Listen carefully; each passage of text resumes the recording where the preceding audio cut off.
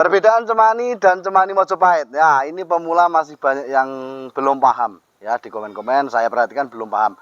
Nah, di sini mau saya sampaikan, perbedaannya sangatlah tajam. Wedane aduh bedanya ya.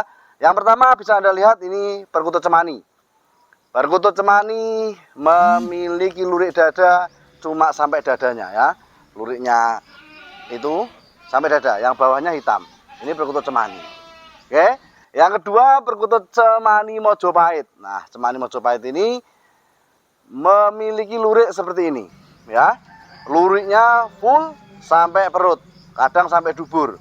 Ya, bagian dubur ini kadang keputihan, kadang kekuningan.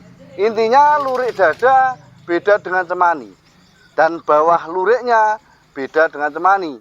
Oke, ini cemani Mojopahit. Ada kalanya cemani Mojopahit kalau buntut. Itu seperti apa? Nanti kita bahas lagi. Oke?